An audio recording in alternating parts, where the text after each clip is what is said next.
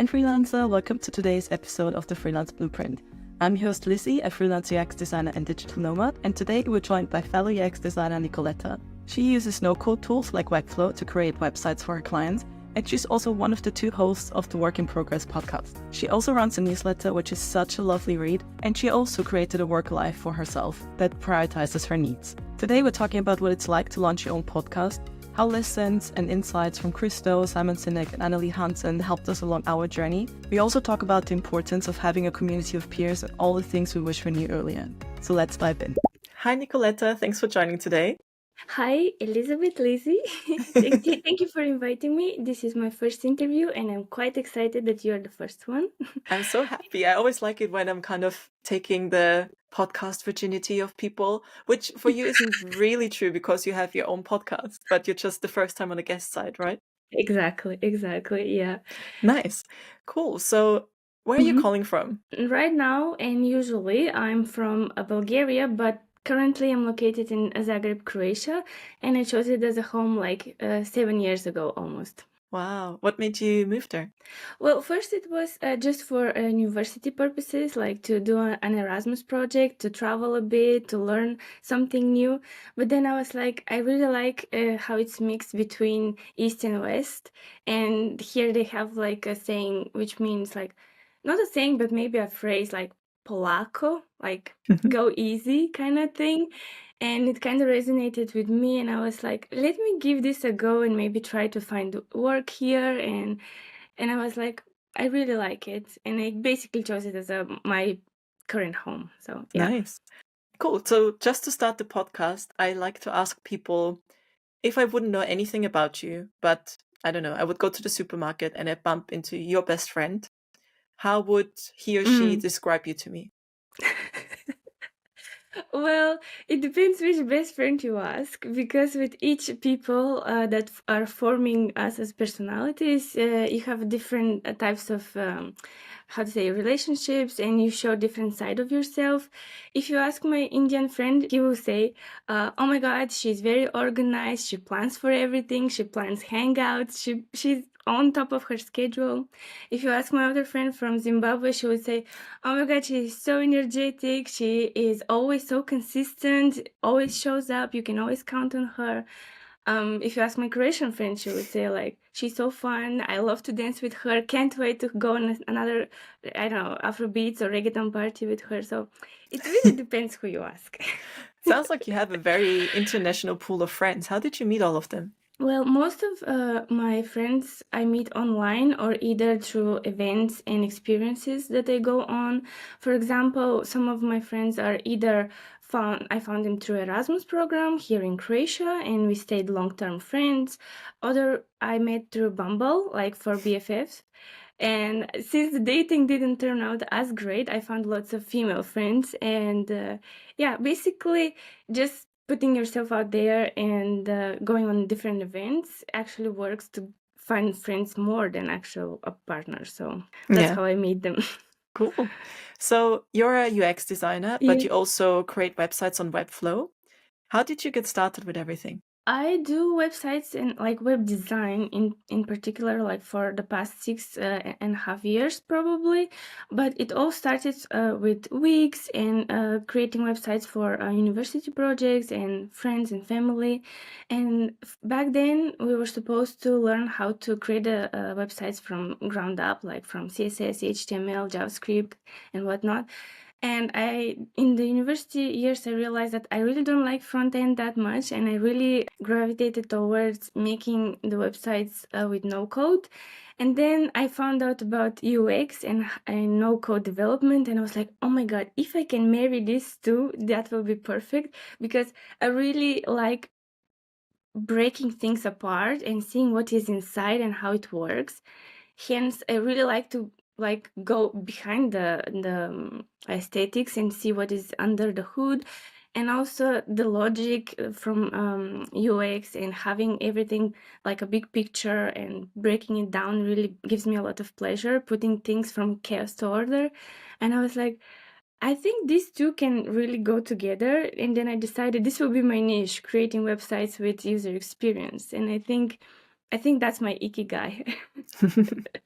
Nice. What does your day-to-day look like? My day to day, you would think that it's very, how to say, diverse, but most of the time it's very routine based. I have like a morning routine, then I do either podcast recording or some discovery calls, then I create content. Maybe midday, I meet some friends or go on some kind of event that is happening in Zagreb because as a metropolitan city, it has lots of things going on. So sometimes I go like for a lunch break somewhere, I don't know, an like exhibition or something.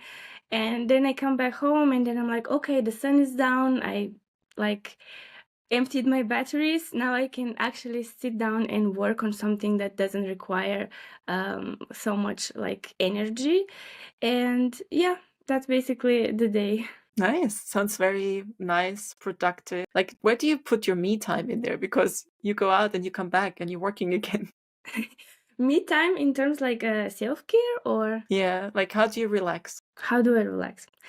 My morning routine is my me time, and Ah, I really felt guilty in the beginning when I was taking this 1 hour, maybe 2 hours for myself. But then I was like, no, this is really good because when I sit down and I read books, either for UX or for romance or anything that I like, it's time when I'm like just wandering around in my mind, writing, journaling, thinking about ideas, about content, or I get these inspirations of, oh, I should reach out to this person or that friend and maybe organize something to happen like in the next few weeks. So this morning routine is my me time. And I would say late afternoons at nights when I don't have work, but I have like, for example, something going on in the city, or a friend invites me over to do something together, or I want to watch some K drama because during the winter season, I have lots of introverted, how to say, routines? activities, you Mm. can say, yeah. Routines, yeah. But during the summer, I'm all outside. Like, if you ask me in the summer, I would be on the lake, like somewhere around the lake, having coffee with me, maybe packed some lunch in a bento box, my book, and something to do during these 3-4 hours in the afternoon. Nice. I actually quite like that you put your me time at the Mhm. beginning of the day. So you do what you want for yourself first. And that's also the thing that many people ask me how I manage my work working from different time zones. And most of my time, I'm somewhere in Mhm. Asia or somewhere that's kind of ahead of European time zones where my clients are based. And I really enjoyed it because in the Mhm. morning, I do what I want, what I feel like. And then I know, Yeah. okay, I've covered myself, I've covered my needs. Now I'm going to go to work. And I also think it automatically makes you more productive because you don't have this thing at the back of your mind that you still have to do this or this other thing, or you don't feel like you wasted a day because you've just been working. Mhm. So, like you said, I think it's a good thing that you put yourself first and start with that routine. And people that feel guilty about it, they shouldn't feel guilty. Like you have to look after yourself to be able to do anything else. So, I think it's a good thing. Yeah, and I don't know about you and how spiritual you are, but they always say like the morning is the best time for you to like tune your radio, to like adjust your mindset, to dream a bit, maybe do some affirmations, meditate if you can, if you is possible for you, maybe even stretch a bit. And I really do feel the difference when I focus on myself in the morning and I don't straight up start working or answering messages and stuff like that. These 2 quiet hours really help me get into my head and be like, okay, today I'm programming myself to think about this and that, and I will focus on this rather than that. And I think it's really, really good. And I did one of these exercises from Chris Do. He has this workbooks, part of his materials on the website, and one of them was about timesheet and to see how you spend your time as a freelancer. So I was like, before I even started freelancing, I decided to do that exercise, and I was like, okay, let me check where my time goes. How do I spend my days, and what do I do on a daily basis? And then I did a little different colors and different times of the day to see how much I really work, how much I spend for myself, like me time, how much just play, like do silly things or do nothing, and then how much I invest into creating something new as an output, as content, or I don't know, just having a normal conversation, networking or whatever. So I, in the beginning, when I always talk with freelancers, I always suggest them look into your schedule and routine, find out what you do and where you spend your time. I think it's a very interesting exercise to do because we always say we don't have time, we can't do this, it doesn't fit in our schedule. And if you actually do this exercise, and I've also done it for like a week or so, it's like, oh my God, I spent so much time replying to messages or like text messages where it's like, I could just call someone. The doom scroll that where we all think it's 5 minutes, but then, that's things like that, like don't open your phone first thing in the morning, and all these kind of things. And also the Yeah. other thing you said about tuning the radio, I heard, Yeah. I forgot what it was called, but basically you can train your brain into what to focus on. And I think that's basically what you said with the radio. I think Simon Sinek said that in some video somewhere, where when you ski and you ski in the mountains, you have all these trees. The reason the skiers don't drive straight into the trees is because they concentrate on the path. All they see is, I can go here, I can go there. But if you're prone into the errors, it's like, oh, there's a tree I could hit, there's a tree I could hit, you will hit the tree. And if you focus in the morning on gratitude, like first thing you wake up and you say, today I'm grateful for, I don't know, that it's warm, that I'm not freezing, or Yes. I'm grateful that my family sits upstairs, things like that. You automatically focus your brain to concentrate on the good stuff and you will have a better day after. So I think it's a really good exercise. And also the thing that you mentioned about the Christo thing, how much time you spend. Is there anything that surprised you of where you spent your time? Yeah, I think in the beginning, it was a lot of time like scattered, like it was not blocked in chunks. And since I finished the Atomic Habits, I also really worked on my habits and how I connect them to my physical locations. So I was like, okay, I really like to read, but I really don't have a time specific frame where I sit and actually read. So that's why I'm so behind with my books. So I was like, okay, I feel very tired after my lunch. Can I combine those two and actually have a productive after lunchtime? So it's like 1 hour for lunch just to prepare it and eat it, and then I'll have another 1 hour or 30 minutes for a quick walk and then reading in the sun. So this 2 hour block time will be for me, and then everything around it will be productive. And then I started to use my Google Calendar on Max, and I was like, this color coordination that it was in the worksheet, I basically transferred it into the Google Calendar, and I was like, okay, now I see what's happening. I tried time blocking and all these different tools where you kind of focus, like this is how you concentrate, this is how you get everything done. And I noticed for me, the main thing that works. So one is basically just reminding myself why I'm doing what I'm doing. And the other thing is planning in the evening for the day ahead. Because I notice Yes. even if I think, okay, on Thursday I have to do this like for example, this week I have to send the recordings for the invites for the podcast, but it's like, I don't want to send it 10 days in advance. I'm just going to send it 1 or 2 days before, because then it's also more fresh in mind for the person I'm interviewing. So I set myself a reminder on Thursday for the people that I'm interviewing on Monday, but then it's already too much. So what helps me is really just concentrate on the next 24 hours. So before I go to bed, it's like, this is what I need to do today, tomorrow. And then I try to put a task in my Google Calendar. So it's not really time blocking, but it is within a certain time. Yeah. And I try to tick it off by then. So far, that's the only thing that's worked for me. But yeah, just the time blocking doesn't work for me.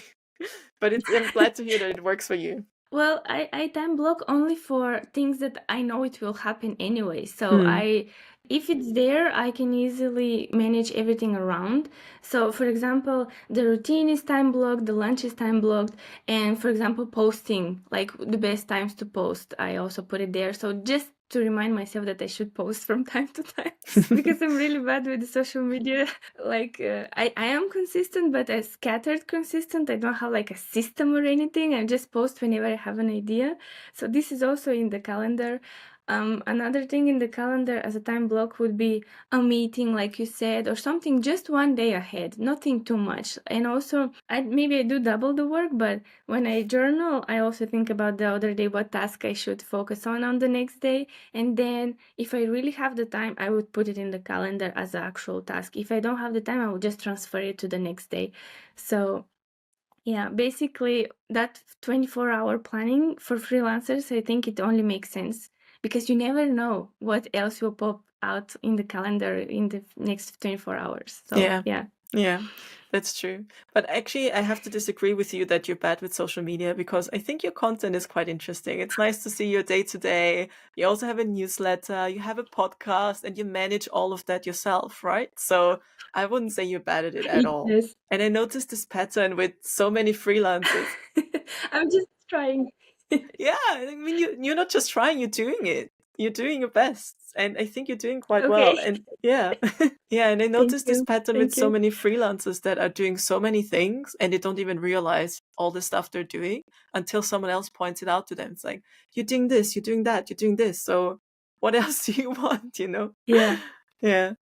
I don't know. I think because during the COVID, I believe everything, like social media wise, the bar raised quite a bit. Like you have movie awarding kind of reels, you know, cinematic reels in the Instagram, and people make reels almost like movies nowadays. And when you do something, I don't know, simple or just one cut, no flashy effects and stuff like that, and you almost, of course, you shouldn't compare your style to other people's styles, but it almost feels like you're not doing enough or it's not entertaining or valuable as other people's. Especially in the design community, there's always someone who is doing better than you. So it's hard to think that whatever you do, it's good enough. I don't know how to explain it, but it's just like, yeah, I'm doing it, but is it as good? But you just answered it for yourself. We shouldn't compare ourselves to others. It's not just the design industry, it's other industries as well. But I guess with design, it's even more so because it's very visual. So some people might concentrate a lot on the look compared to if you would be in, I can't think of any other industry, but if you're a web developer, you know, it doesn't have to look as Yeah. good as if you're a designer, because then you also feel judged on the look of it. And like when I started building my online brand, etc., and I was talking with friends like, what if I don't care if strangers find my content? I don't care about that. Fine, you know. But if anyone I know personally would find my content, I would melt into the floor. Or even worse, if it's one of my previous Really? clients. Yeah, I'd be like, I don't want like the people I went to school with to see my Instagram reels, or like, you know. So that's why I set up a separate account for it, which in hindsight, I'm not sure if I would have done the same, because I travel so much, I had like a couple hundred followers. But then with Instagram, starting from zero is hard. So basically, when I told one of my friends who has some following on Instagram and that I wanted to do it, she was saying, don't compare yourself to others. Like if you go to Christo's account and scroll back all the way to the very beginning, his content wasn't the quality it is now. He's just done so much content and he improved over time. It's not just who you're comparing yourself to, but it's also what stage are you comparing yourself to. It's like, would you compare the work of a junior designer with someone who has worked at Apple since the very beginning? Probably not. But we tend to do that because all of those things are available to us. And we don't see that actually we're not at the junior designer level anymore. We're not at that senior Apple designer either, but we're somewhere in the middle. But we always look up, we never look down. And if you would look down, you would also see like how far you actually come. So I think you're creating good content. Thank you. But if we think about the psychology of what you said and what I said, it's interesting to see that what I gathered is that you care more about people that are in your past or people that you no longer maybe communicate with about what kind of impression you make on them. And for me, it's the quite opposite. I don't really care about my people in the past, what they think about me and where I have come and what I do, because I'm not ashamed of it. I'm quite proud of what I do. I'm more concerned about meeting new people and seeing the new version of me and how they perceive my content. So I really maybe competing with my own best version, I think. And I know that if I put the effort that I probably would if I had, I don't know, maybe more time, again, more time to just create content and nothing else, I think I would be like, yeah, maybe I can get as good as these, famous content creators. But then again, I'm like, we all have 24 hours. I guess they just figured it out for themselves how to do it in that way during the journey and creating consistently. So yeah, you're right. And I think this kind of reminders on social media from you as a genuine creator is really helpful when I see online that just like a reminder, okay, don't compare yourself to others, focus on your thing, you're doing okay. So yeah, I agree. I should just remind myself. Yeah. Same goes It's for you. actually quite interesting what you said, that I care more about the people who met me and you care about the people who will meet you. But for me, I think it's because they know a past version of myself. I'm not that person anymore that, Exactly. like, my sister would still say I have this camera face, and sometimes I still have it. Like, we were traveling together the last few days, and she would be my content creator. She would film me, and she's like, Lizzie, can you look Yeah. candid for once? Like, you're always giggling, you're always this. And it's like, it's so much better than in the past. In the past, I wouldn't even want to be alone in a video, So it's, for me, that's huge progress. But for my sister, it's still like, just sit still for once, But at least I'm not making this Yeah. photo face that I used to do. And actually, the fear that someone would find my content did happen. And it was one of my previous clients. And I absolutely loved working with her. She was such a good project manager.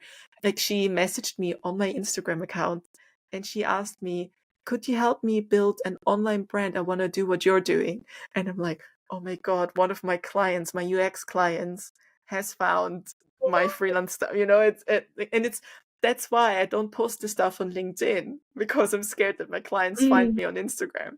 And then they do. And actually, it wasn't that bad. So the stuff we're scared of isn't actually that bad. And I actually think that people that meet you now and they will meet your content and come across it, they are probably going to be as proud about it as you are. It's like, oh, I met this girl and she has a podcast and she does this and she does that. So I'm surprised that you're more scared of the people you're meeting than the people in the past. That's interesting. Yeah, because everybody has different expectations, especially when they attach the content to numbers. And I'm really trying not to focus on the numbers. I really try to forget how many followers I have and whatever, because when they see the number, they're like attaching certain expectations to the account as well, and they're expecting some kind of, I don't know.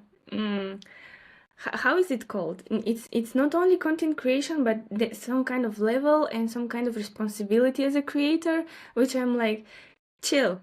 We're all here doing the same thing. So I don't really want it to become like a job kind of thing, another responsibility. I just want to keep it fun, and that's why it's like, where is the balance, to have fun with content, but also to make it educational and also to meet my expectations and maybe some of the people that are finding it useful. Yeah, I think you're doing a good job with it. It is very playful and you have a very friendly, very, like, it has this, I think it's good that it's not so perfect because it's more relatable.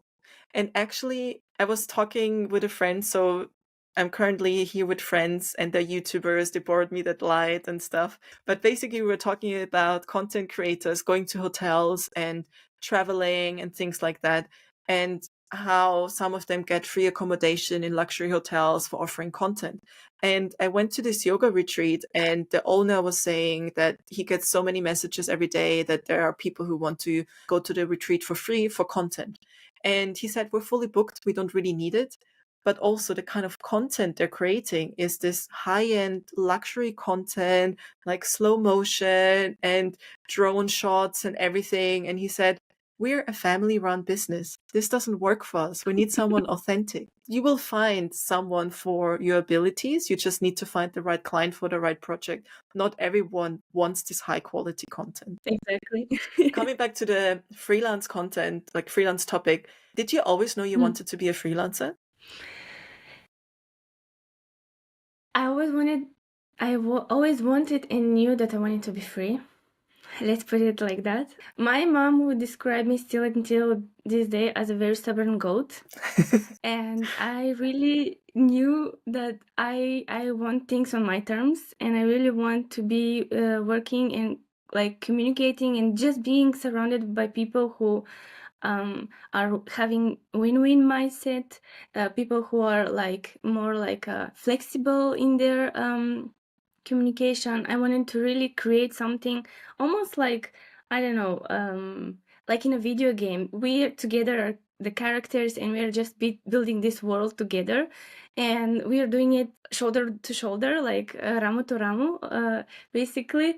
And we are doing it together, and there is no competition. We are not rivals, and I really like this concept. And when I found out about freelancing and reading more about the freelance world and how things function, I just realized that also tasting the corporate world and how working for a small family business is also not my thing. Also, being the middle child, I really have the need to be valued and recognized and heard. So this also made it easier for me to choose something where I'm just me and nobody else, no comparison, and it's just me and my work, and what I do is really valuable, and you can see it there. It's there. So I think I just always knew that I wanted to be free in terms of working and doing my own thing. That's a nice goal. Do you have anyone in your family or when you grew up who ran their own business or was freelancing? Unfortunately, no. My background, I don't know if you can tell or not, but I'm coming from a very poor family, and we never had the means to create our own business or to run our own business. My mom is a single mom. I have two more half siblings, and she was always working, and she was most of the time she was away working either in a foreign country or in the nearby city. So we raised each other. Like my older brother tried to raise me, I tried to raise my younger brother. So I would say there was nothing related to business, but we always tried to meet ends and work multiple jobs and be on the jobs with my mom when she was around. So I would have a taste with really hard labor, like in terms of physical work. And I would really learn from the older people in my surroundings, being the neighbors, my mom, my family, her friends, or whatever. So I did things like cleaning bamboo with my bare hands as a kid. I did like hat knitting on a machine. I did costume design with her sometimes. We did lots of gardening. Cleaning houses was one of her main gigs. So also my OCD probably gets from there. Like I want everything to be clean, and I know how to start a project when it comes to cleaning. Like we start from the top, we put every spider web down, and then the dust and whatever. So I have that kind of skill from her. And yeah, that showed me that you can earn a lot of money with working with your hands and helping people with your time and physical efforts. But it doesn't have to be this way. And I really learned English because she was working for English households. Expats tried to move to our village, and they were coming on waves. And our village became very popular for being really good environment for English expats. And then I started learning English while we were doing the work on the house. And I realized that through communication and talking to people, I could achieve much more, like build relationships, find better opportunities like translation, interpretation for older people, because they didn't know how to change their license or how to apply for certain documents. And me, the little Bulgarian girl who speaks English, could help them, and they would buy me a lunch or I don't know, get me to the beach with them for a full weekend or something like that. And it was just like a really nice transition to, of course, doing all the work, physical work, but then figuring out that my ability to speak and communicate and how to say articulate myself helped me to get to the other side of the world, where it's like if you know how to speak and connect with people, you can actually do much more. So yeah. Wow, I had no idea about this. No, it's super interesting that that's your upbringing, because I think many of us come from a very privileged background, and there's so many things Mm. that we take for granted. And the more you travel and the more you talk to people, you sometimes don't notice how lucky some of us are compared to others. Like, I grew up in Austria. I went to an Austrian school. My mom was a stay-at-home mom. Like, my dad was working, my Mhm. mom was at home, and my dad worked in a casino, so he worked at night, but therefore he could also join when my sister and I had some theater stuff at school where other dads wouldn't come, you know? So we had this massive privilege, but also at the same time, we were not extremely rich. We had everything we needed, but it wasn't that we had like the fanciest phone or like the nice branded clothes, but we had everything we needed. We could also join on the school trips and stuff. And if I just compare where I am compared to my cousins in Thailand, for example, it's such a Mhm. different life, simply because I grew up in a country where you learn English from when you're 10 years old. We just have a good education system. We have so many opportunities. Then the fact that I speak English and German and a little bit of Thai, you know, just I can communicate, I can go abroad, I understand the Asian lifestyle, I understand the etiquette there, you know. It's this kind of thing Mhm. that if I didn't have that background, like my 6-year-old cousin at the time, I remember we stayed in Bangkok and we were in this hotel and there was a bathtub, but it was like a meter wide bathtub. And my sister and I were joking, like, this isn't really a bathtub, this is just a big sink, you know, like very privileged girls, you know. And then my cousin, Mm. who was the first time in his life in a big city, my mom comes from a small rice field farm family, so it was his first time in the city, and he was there, and he was just about the size to fit this little bathtub. And he had so much joy in his face, you know, this big sink, how my sister and I would call it, was for Mhm. him like, wow, this is amazing, you know, and it just puts in perspective what we have. Yep. And I think it's a good reminder. So, and the fact that you had this upbringing, it taught you a lot. So now when you get a good salary, when you get a good rate, when you get this nice gig, and you realize, hey, I can spend 2-3 days in the morning reading my book. I can have a long lunch break to go for a walk. These are things that you created for yourself because you didn't want to live that life that you had as a child again. So, Exactly. yeah, good on you that you broke out of it. Yeah, and also for the first question you asked, how would my friends describe me? Some of them also throw the word wise, and I think wise comes from the fact that I was exposed to having so many older people being my friends, like in trying to help me and learning from them and their lifestyle. And I think surrounding yourself with older people can really change your age, like intellectually. Like you can really see the world in a different lens if you hang out with also not only older people but people from other countries. My dream is always to travel, right? But not only physically getting the backpack and going somewhere, but also internationally in terms of conversation. When I meet people, I really like to get to know them and know their world, because it's almost like traveling but just mental wise. Yeah, I think it's so interesting as well, because especially when you're in this digital nomad world and people ask you where you're from, everyone kind of struggles to answer it, because, like, yes, I'm from Austria. I spent Yeah. 25 years of my life there, but I'm not feeling like, Yeah. I do feel Austrian in a way, but because I travel so much, I lived in London most of my adult life, and then I've been traveling for 2-3 years now. It's like I'm not home in Austria more than like once a year.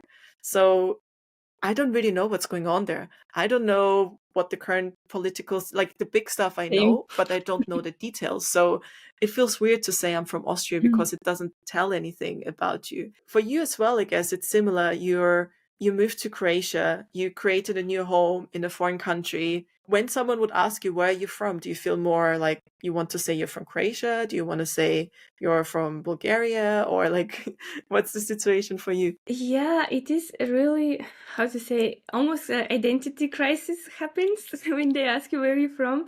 Because, like you said, I haven't been to Bulgaria since 2020, so I don't know what's going on over there. I rarely speak with my Bulgarian friends because they don't travel that much and we don't see each other.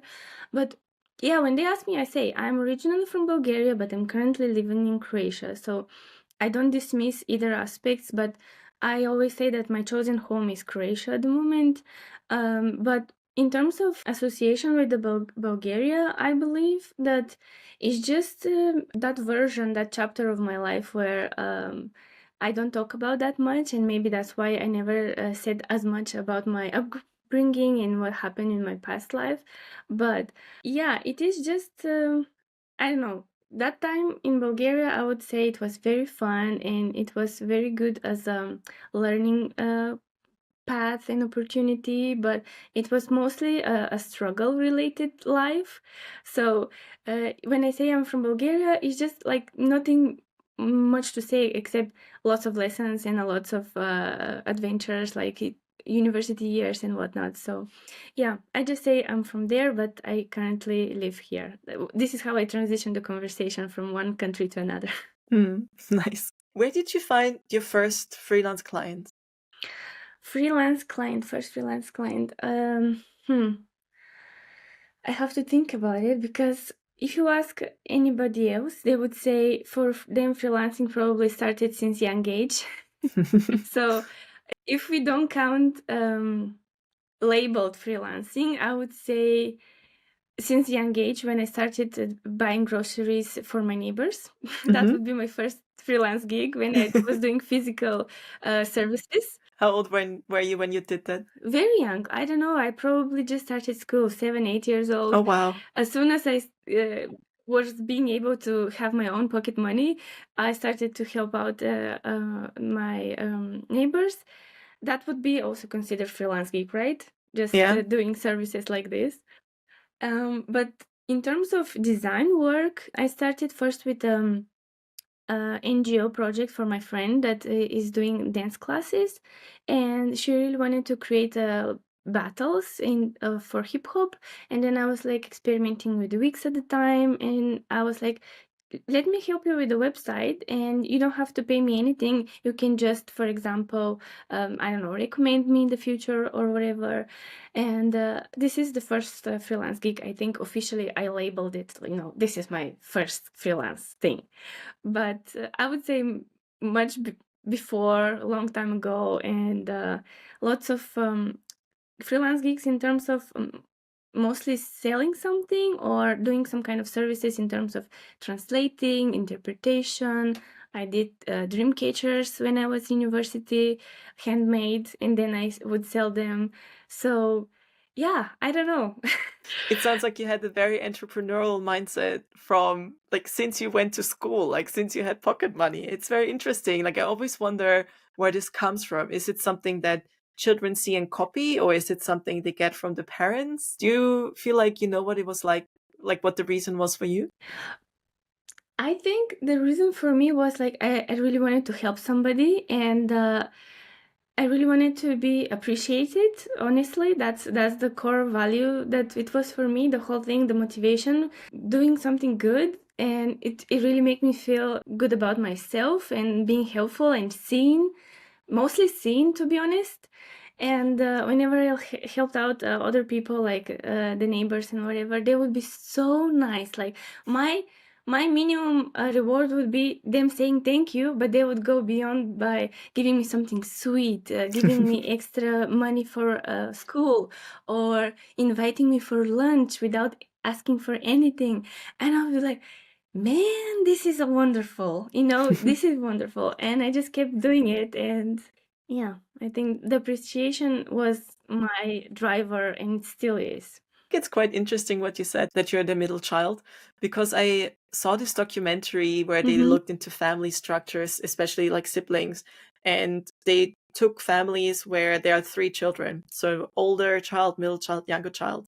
And the oldest one would most often become like CEO or some high leading role, like managing people, like controlling things, making decisions, fighting for other people to move forward. Because as the older child, you have to fight for your rights. Like my older sister would be like, Dad, I don't want to go to bed at 9. I want to be able to go to bed at 10. And she had to make a whole case why she should be allowed to go to bed at 10, etc. And then once I would reach her age, I would automatically, because my sister paved that way for me, be allowed to go to bed at 10 instead of 9. I didn't have to discuss it. I just did that, you know? And the middle child is often the one that tries to keep peace. So they end up in roles like being a nurse. So they're helping, you know, and they're communicating between different sections. And the young ones, Diplomat. yeah, exactly. And the young ones would end up in these kind of roles that want freedom, where they can do what they want. They wouldn't think so much about others because they never had to think about them, because the others would create stuff so that the young one can just be free. And also, if you think of it, at the third child, the parents are no longer that controlling. They don't care so much if they have a child that becomes a lawyer because one of the first ones already did that. Or they don't care so much if the young one plays with a plug and a socket and a fork because they managed to keep 2 children alive already. So probably the third one will survive too. So they never had to like, like, of course they would interfere, you know, but like it has more freedom. So they would become things like professional skydivers. So it's very interesting that it kind of fits in this thing that you want to be seen, because it's also often that neglected middle child that doesn't get the attention, and all you wanted was just a Yep. thank you. So yeah, I find that very interesting. Yes, I just wanted to add to peacemakers, like being the diplomats of the family, trying to make everything work, being not so loud and quiet. I mean, growing up, later we become, I don't know, stand-up comedians. We develop different coping mechanisms and whatnot. But yeah, I think it's pretty accurate. It's interesting. There's always a reason for why we're doing what we're doing, and that's what I find so interesting with freelancers, because I agree also, like what you said, with this win-win situation for everyone rather than we are competition. I noticed that many freelancers are so open to collaborate because they don't just see other, like in our case, technically we could work on the same project. I don't see you as competition. I would be like, oh, if I'm booked and I can't take on this client, I can refer you. Or actually, if you want someone who also codes that website, not just designs it, I would say Nikoleta is good at this. Like it's going to be a no-code thing, etc., etc. So there are ways where we can collaborate. I think there's enough work out there that we can share it, you know, and it doesn't have to be one person who gets Absolutely. everything. There's enough for everyone.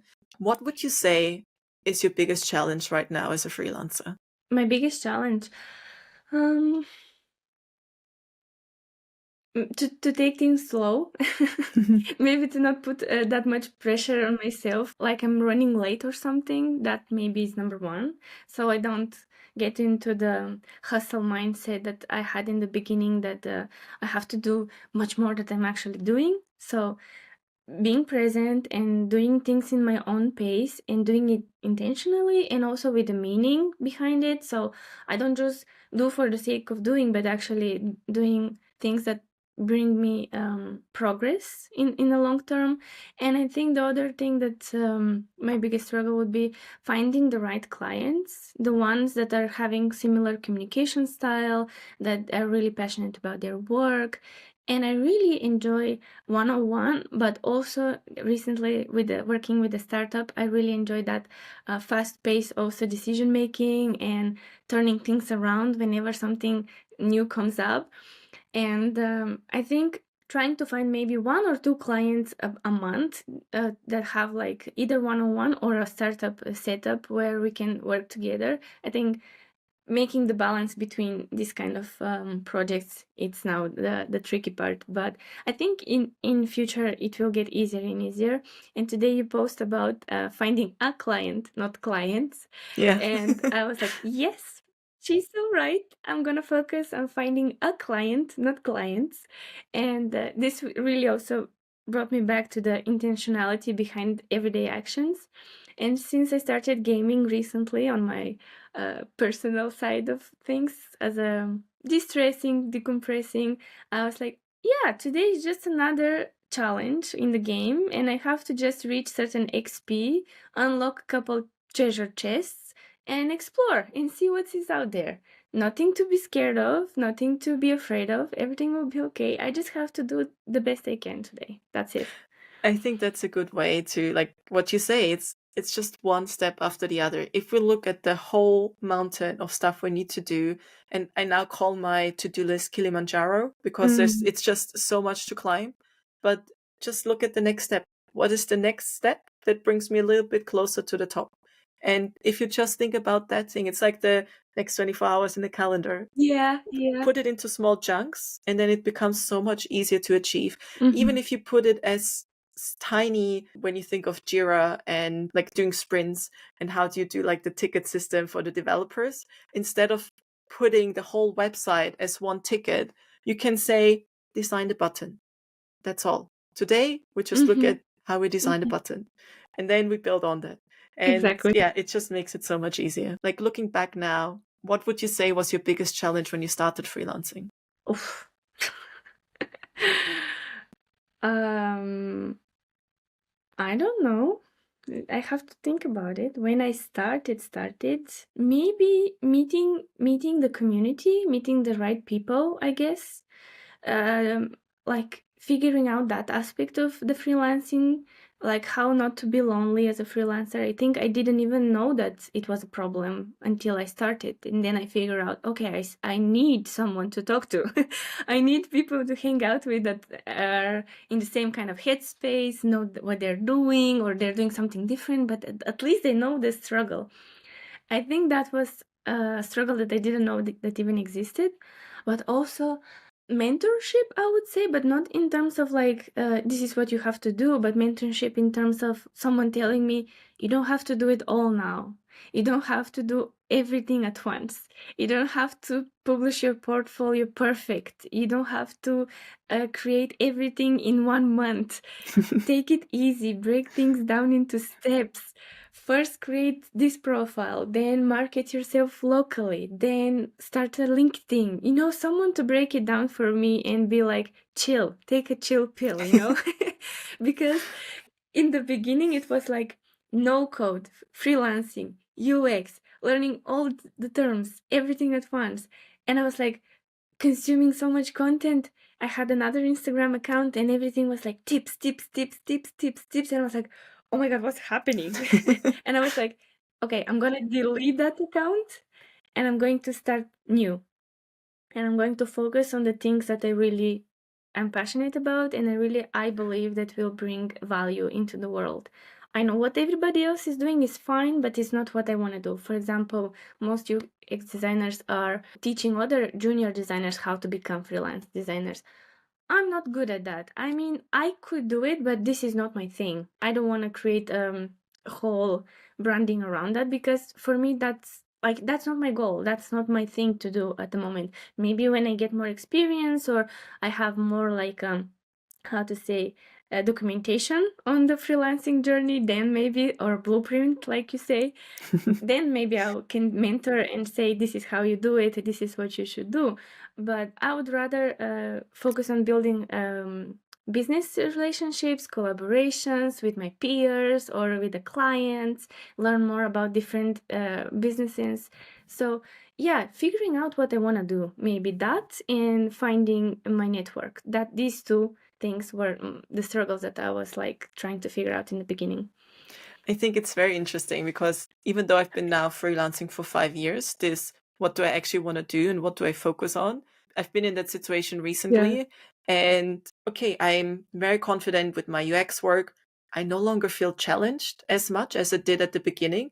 I need Mhm. a new challenge. And I don't want to kind of lose the Yeah. experience I have as a UX designer. I want to build on that. But also, I don't want to teach people how to do UX. Like I can. I love mentoring. I really enjoyed it one-on-one, Mhm. but it's very Mm. different to do it on a big scale UX course because then it's like, okay, you create this website, but then it's it's just not the same as when you work on an actual product, because it's not the same specific problems that you come across. And yeah, I needed a challenge after UX, and I thought, okay, I want to build a personal brand, because I haven't really figured out what I want to do, but either way, having a personal brand will help. And then I was starting a newsletter. I started to post content on Instagram. I started launching my first course. I started coaching. I started this podcast. And I noticed everything is progressing, but very, very slowly, because I didn't give it my full focus. And then I was on this coaching call, and it was with Annelie Hansen. There were like other people there. And she was saying, concentrate on one thing. Just concentrate on one thing. What do you enjoy more? Do you enjoy the teaching part? Do you enjoy this part? And it resonated so much, because it's true. Like, we can't do everything. Like, we can, but we're going to burn out. And then nothing is going to really progress. Yeah. So now, this and next week, I'm just going to record all the episodes. And then the next week, I'm going to edit everything, So this is my focus now. And then after that, maybe I'll look back into content and this, that. So it's good to have someone that just tells you to focus on one thing. And it's good to have a mentor. It's good to have someone who has done it before, who tells you this is what you should be doing next. And it took me, I think, 4 years as a freelancer before I started hiring a coach. And now that I had a coach, I'm so addicted. Like, as soon as I'm done with one, okay, what's the next thing I want to work on? Who's a good coach for that? Because it just, you save so much time. Like, even now, we were talking about the finance course I'm doing, or workshop or program, whatever you want to call it. And there is this one guy from the first cohort who told me, oh, I now made £3,000 because of what you told me. And it's like, I wish I had that when I started. It took me 4 or 5 fucking years, And if I would have known that when I started, the amount of money I would have saved, And it's so important to invest in a mentor and in a coach. Do you have a coach at the moment, or a mentor? No, I don't have a coach or a mentor, but I really do appreciate others' output, and I think for me it's much more valuable to have like this kind of peer connection. Like for example, with my co-host Kat, we have this coffee chat sometimes, and we just lay down everything that is on our chest, or just brainstorm ideas. Or with my friends that are also like working remotely, we are walking and talking. We really like this kind of dynamic where we just walk and talk and lay out ideas and mentor each other and give each other advice. And for example, giving ideas on how to overcome work obstacle or life change at the moment. The fact that we are so curious and we want to do so many things. And like you said, you wanted to be challenged, and I also wanted to be challenged. And last year, I accepted a gig for the summer to be a teacher, like English teacher for kids.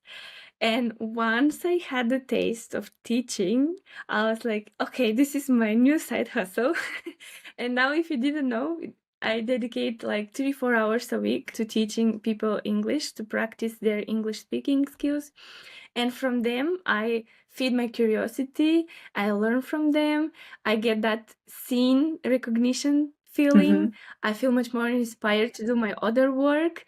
And when they say, oh my God, thank you so much. Because of this, I managed to, I don't know, write a letter or talk to my friends in English without stuttering or something like that. It really brings me that fulfillment that I was telling you about in the beginning, when growing up and doing things for other people and helping them out. So yeah, I think with the freedom and the freelancing, it comes this feeling that you want to do more and you end up doing more. But working and growing also means that you have to make sure that you put some kind of boundaries as well of how much you can do actually and how much you can focus on. And the doing different things in different period of times also can be also related to, I think, seasonal, like having a different season for different things. For example, during the winter you can record a podcast, but during the summer you can be more like, I don't know, doing in real life interviews or doing more freelance work. It's just like what kind of season you are in and how do you feel about different things. Also, if you believe in spirituality and moon cycles, there is like 1 week where you can focus only on letting go, and there's another week where you can focus on only pursuing and attracting things. So it really depends on how you feel mentally. Yeah. And it's also the beauty of freelancing. You have the freedom to choose what you want to do. I have the freedom to say, okay, this week I'm not taking on client work. I'm just recording podcasts, and I would not be able to do that in my permanent job. I would have to way in advance ask, is it possible to have a break and this, that, whereas now I can still pay myself from my business, even though I'm not technically making an income for the podcast. And I don't have to worry about, am I going to pay my bills if I have a break here and stuff. So it's like we said, it's the freedom. And also what you mentioned with the teaching, I think once you gain a little taste of, like, get a little taste of that, it's just so rewarding. I love when someone has this like, this makes sense. And you help them get there, like it's such a beautiful thing. And this is why I like making content. And the sad thing is you don't actually see them having that aha moment. Even if they comment after or something, it's not the same as when you coach or you teach. It's a different thing. And the other thing that you mentioned with the loneliness, I had the same thing when I started. And I think it's when you don't have the surrounding of entrepreneurship around you, when everyone you know has a 9-to-5 job, and then you start freelancing and you don't know any other freelancers. So you don't know about things that people that have their own business know, like, oh yes, you can expense this coffee. You can. Yes, the laptop you bought, you can put this on your business so you pay less tax. These are conversations you don't have with people that work 9-to-5 because it's not something that's important to them. And similar to what you have with Kat, I connected with some people on Instagram that I've been following since I started doing this online presence thing. And we sometimes just jump on some phone calls. Actually, I should invite you to those too. And it's not common. It's like every, 2-3 months or something. And I was thinking of, it would be nice to have like a Slack channel so that when people can go like, oh, I'm working on this. Can someone hold me accountable that I finish this email by then or something? It would just be a nice thing to do that. So I'm going to start a Discord channel. I'm not sure if it's going to be Telegram or Slack or Discord, whatever. But I voted for Discord. Okay. Yeah, a lot of people actually said, I need to check. I haven't checked that post yet. But when I was just talking to people, they all said Discord is quite easy. So yeah, I will probably do that. Quick interruption. So since having this conversation with Nikoleta, I finally made the decision of where I'm going to host the community. It's going to be a Discord channel. The goal of the Freelance Blueprint Discord channel is going to be to connect other like-minded freelancers who are also creating content and help each other out, learn from one another and give each other tips and also hold each other accountable. If you're interested in being part of the community, and yes, it's going to be free to join, I'll add the link into the description of this podcast. So hit pause, sign up, and then let's continue with the episode. How did you actually find Kat? I don't know. The magic of Instagram, I guess, because I think we were like, I still had my old account, and her and Mauro. Mauro is also a freelance designer. He does like e-commerce and UX as well. I made them in the same time when I had my previous Instagram account, and somehow maybe he liked something of hers or the other way around, and I connected with them. And then they had this relatability, but also fresh outlook on things, and I really liked their content. And then I started to chat with them in the DMs, and it just became like one of those connections that you meet the person through just a couple of sentences. You're like, oh, we click. I mean, we know each other. Basically, I don't know how, but we kind of speak the same language. So it was that kind of thing. And I really don't know how it happened, which post it was, or the origin of the story is mystery. Nice. And how did you come about the idea of starting your podcast together? Well, the coffee chats. I invited her, I think, on a coffee chat, and I was like, let's talk, let's have an actual call. And she told me about a little bit about herself, and then we started talking about work and life and everything, but it always was surrounded about freelancing. And then I was like, one day, I have an idea about a podcast. I want to interview people, but I'm not sure where to do it, how to do it. And then also started to become more popular in our surroundings. And she was like, you know what? I also wanted to do a podcast. And I'm like, we were together basically almost like in synchron. Let's do it together. And I was like, yeah. Amazing. How long have you So been doing the podcast now? I think we pre-recorded a couple of episodes just to test out how good we have the chemistry on camera. And we did probably 6 episodes that we didn't release, and we had a practice round. So maybe 1 year, 1.5 years, but officially we launched last, I think, July or something like that. So not even a year. Wow. And how is it going? It's going well. It's going slowly, but it's work in progress, like the name of the podcast. So we just decided that we're going to make it as an outlet to meet other people and just have that creative freedom to talk with other people on a topics that we already would talk on a coffee chats, but just make it public. I don't remember how I came across your account. I don't know if it was you first or Kat first, but then I noticed there was the podcast, and that's how I came across the other person. I think it was when I started doing my podcast. Maybe I came across it through some Instagram hashtags or something. I don't remember anyway.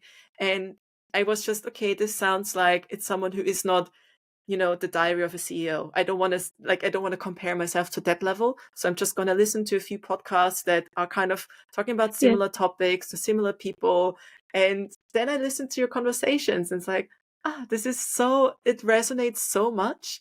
And it's so interesting what you're talking about. It's like, I've been in exactly that same situation. It was so useful, and it motivated me so much to really pursue this podcast, because it's like, yeah, you're in the same shoes. You're just having this conversation. You don't know if anyone is going to listen or whatever, but you still put it out there. And I came across it, and I loved listening to it. And it was also like, these are such cute little conversations and people that I want to connect with. And I'm so glad that now we are on this podcast together. Oh my God.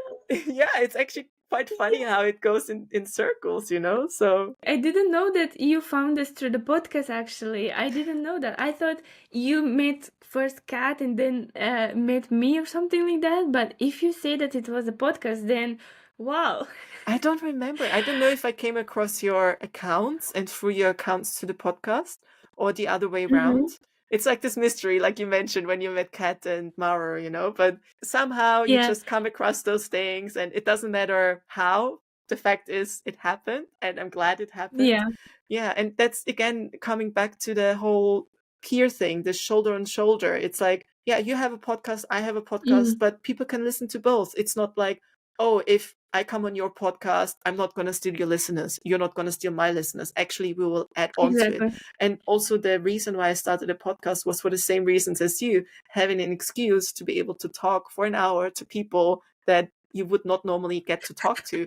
And I'm still so surprised the amount of guests, like the people that are willing to give their time freely to be on a podcast, that if you just message them on LinkedIn, do you want to be on a podcast? They would probably just ghost you.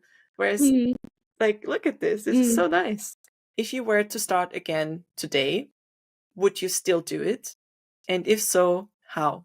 100% yes. And I would probably listen to my intuition and that spark in me and focus on one spark at a time. So I would not delay the podcast that much. I would just straight up start recording, like messy, imperfect, just start. I would start exactly the moment I have the idea of creating that thing, being freelancing project or podcasting or content, blog post, newsletter. I would just not postpone as much as I do and I did before.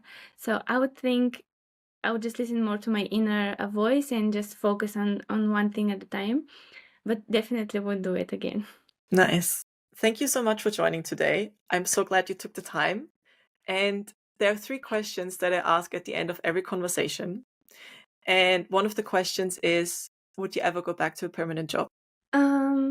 As a partner, yes, I would love to be on a permanent job and have that stability and structure and maybe work in a agency or something like that, but more like a partner and have like a round table. I'm actually reading a book about a girl that is working in a design agency, and I would love to have like this kind of also like experience, but mostly as a partner or part of a really equal team, but not as an employee for sure. Would you build your own agency? Right now, I don't have that kind of ambition because I know it is a lot of responsibility, a lot of hard work, and I think I'm not that money driven, unfortunately. So if I wanted to be accumulating some kind of numbers and to be like 30 under 30, which is not possible in the years I am, I don't think. I think I would if I had this ambition in me, but I'm just not built that way at the moment, and I don't think so. I don't think so. I don't think it's unfortunately that you don't have this money drive. I actually think it's a healthy Mm, thing, because so many people just follow money and they neglect all the other mm, things. Because if you follow one thing, you can't follow the others, and it's actually a good mindset that you have exactly. that. Yeah. Yeah. Thanks. So if you could go back in time to, let's say, maybe to the time when you moved to Croatia and you weren't sure about how you found your first client and how to start and things like that, what would you today tell your past version? Google local institutions that help businesses start businesses, because this is how everything went for me. Somehow I came across because I speak Croatian and I understand Croatian like 99% of the time. I found, and I read books in Croatian, and whatever, the language is not foreign to me. I was like Googling, okay, taxes, how to open a business, how to do it legally, like in the country that I am, like as a European.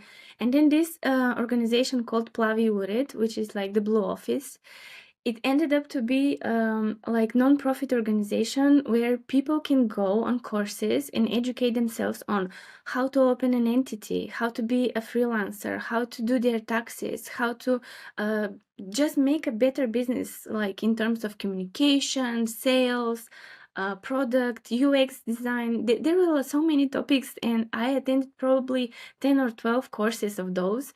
And it's such a good incubator of community where people exchange ideas, introduce themselves, and you learn through their stories and their mistakes and also their dreams about what you really want to do.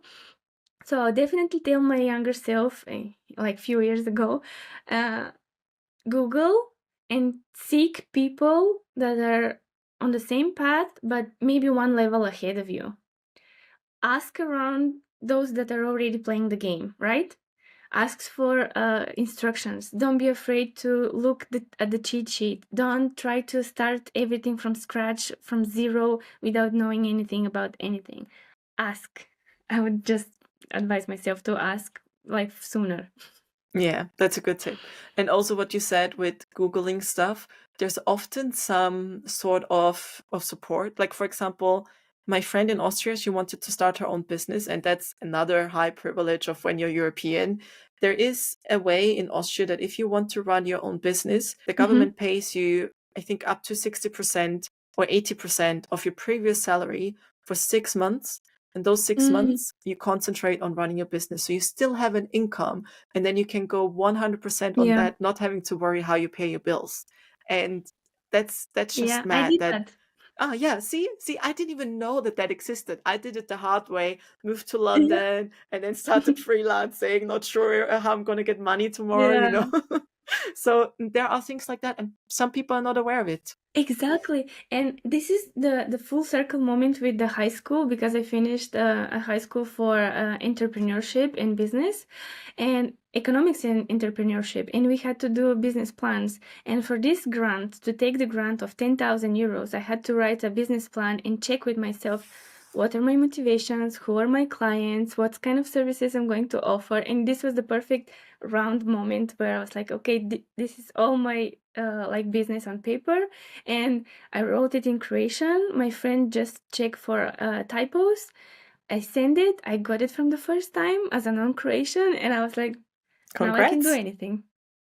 Thank you. Congratulations. Nice.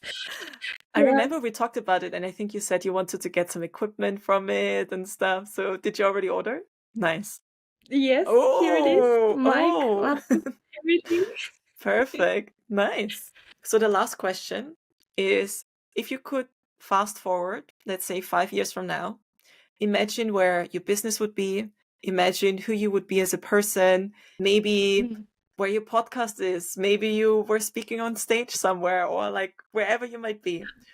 What do you think your future self would tell you today? Damn girl, I'm proud of you.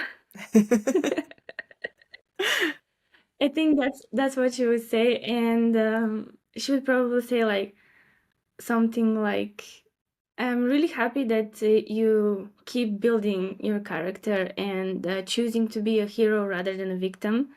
And yeah, maybe I do this since university years. I hug myself sometimes in the morning when I need it, and I give myself a kiss on my shoulder, and I'm like, you will do good today. It will be fine. So I think she will do something similar.